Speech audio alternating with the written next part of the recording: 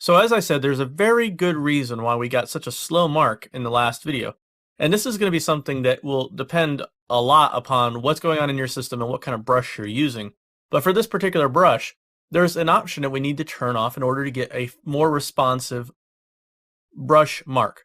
So in order to do that, we're going to go up here to Window, and this is going to be a very important menu item for us.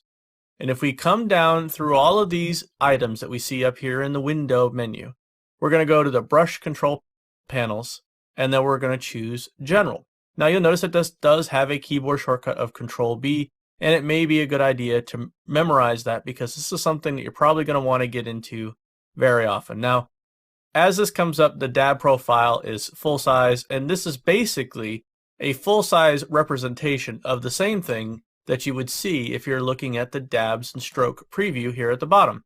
It's basically the exact same thing, just larger size, which is one of the reasons why I don't find it necessary to have the dabs and stroke preview turned on, and I'll just go ahead and turn that back off so that I don't have that taking up space, and we're good. Now, I'm going to go ahead and double click this to minimize that, and I'm primarily looking here at the General tab, and you can see there's many tabs in here, and this is something that I'm not going to be able to go over fully, but I am going to touch on this one very crucially important thing. If you're noticing that your brush strokes are having a lot of lag, go ahead in here and turn off this multi-core option. What this is doing is this is accessing, for the particular variant that you're working with, the multiple cores on your machine if you happen to have multiple cores. So what we're going to do here is we're just going to disable this and we're going to make it one core. And now if I make that mark, you'll see that I get a very fluid brush stroke.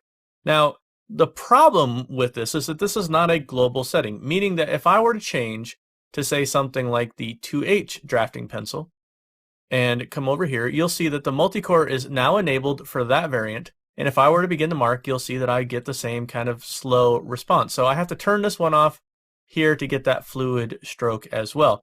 So this is something that you need to be aware of when you're working with a brush. If it's giving you a hard time, go ahead and use the brush controls and the General tab to turn off the multi-core. Now remember, the keyboard shortcut for that in the Windows operating system is Control B, and you may just want to go ahead and get used to using the Control B keyboard shortcut to access this general palette. Now, one thing that I will tell you about these palettes, and you may have noticed it here, is that I can actually pull these tabs off.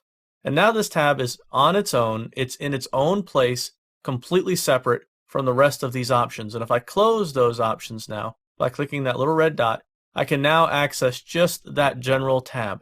And again, if I hold down Control and B, I can close the General tab and bring it back just like so. So this can be something that you don't necessarily have to have open all the time because it can take up some screen real estate. But at the same time, you're definitely going to want to have access to this multi-core option on most of your brushes, especially when you're first starting out.